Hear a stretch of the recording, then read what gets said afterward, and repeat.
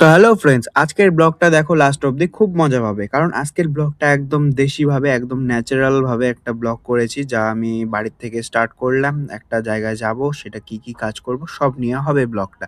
চলো স্টার্ট করা যাক। তো আমি এদিক দিয়ে চলে আসলাম। ওই দিক দিয়ে ঘুরে আসা যেতে পারতো। আমি এদিক দিয়ে একজনের বাড়ির উপর দিয়ে শর্টকাট মেরে আসলাম, যা আমাদের গ্রাম্য পরিবেশে খুব এভেলেবেল হয়। আর আমি এখন যাবো সোজা ওই রেল লাইনের দিকে। রেল লাইনের রাস্তাটা দেখাচ্ছি। এইটা হলো রেল লাইনের রাস্তা। এই হলুদ, হলুদ ওগুলোকে গু ভেবো না। ওটা হলো শস্য ফুল। আর এদিকে হলো ডিগি। এই ডিগিটায় আমরা ছোটবেলায় কোমরে বোতল বেঁধে চান করতাম, কারণ সাঁতার পারতাম না। তো এদিকে দেখো রেল লাইন এই পাশেও, এই পাশেও। একটাই রেল লাইন, ২ পাশেই এটা। এখন আমি যাবো এই ক্ষেতের দিকে। দেখো এইদিকে খালি চাষবাস হয়। এটা হলো বাড়িঘর সব পার করে পিছন সাইডে। এটাকে বলে হয় পুন্নির পাড়। ঠিক আছে? এই পুন্নির পাড়ে এদিকে খালি চাষবাস হয়। এদিকে বাড়ি নেই। বাড়ি সব সামন দিকে রেল লাইনের সাইডে। আর এগুলা একদম পেছন সাইডে। তো এইখানে আমি দেখতে হবে। আর এইখানে চলে আসলাম। এখানে কাজ বলতে কি কাজ সেটা তোমাকে দেখাই। এই যে বাহুবলীর মতন ২ হাতে ২ টা বালতি নিয়ে গেলাম, যেটা তোমরা সামুরাই মুভিগুলোর মধ্যে দেখেছো। বালতি নিয়ে জল নিয়ে পাহাড়ের উঁচায় উঠতে হয়। সেরকম কিছু একটা কাজ। আমার কাছে খুব মজাই লাগছিল, কারণ আমি বাড়িতে বসেছিলাম, কোনো কাজ ছিল না। তাই এখানে দুটো বাহুবলীর মতন ২ হাতে বালতি ভর্তি জল নিয়ে আসলাম। জলগুলো এখন দিয়ে দেবো এখানে।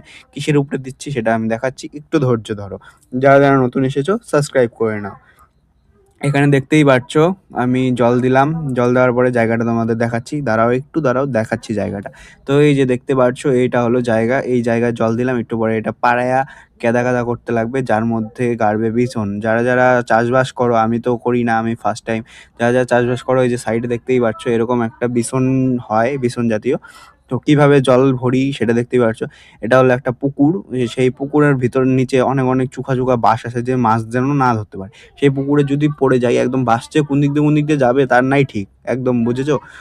আর এটা হলো এই জায়গাটা। আর ওই যে কাকাটা ওখানে গিয়েছে, এখানে হলো মাসান পূজা হয়েছে। মাসান পূজা বলতে দিঘির পাড়ে যে পূজা করে, সেই পূজার প্রসাদ আনার জন্য।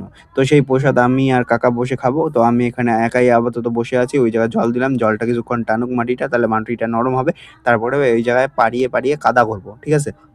যেটা আমাদের দেশি ভাষায় বলে পাড়ায়া কাদা করব।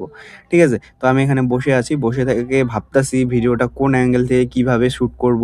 তারপরে ভাবলাম না, অত কিছু করা যাবে না। যেমন আছে জেনুইন একদম ন্যাচারাল সেমনভাবে আপলোড করে দেব। যার দেখার হবে দেখবে, আর যার পছন্দ হবে না চলে যাবে। কারণ আমার অত এডিটিং কেমন করব, কি হবে না হবে, অনেক কিছু করার পরেও অনেকেই আছে সাপোর্ট করে না। তো আজকের ব্লগটা যতদূর সম্ভব এতটুকুই ছিল। আবার নতুন ব্লগ নিয়ে তাড়াতাড়ি আসবো।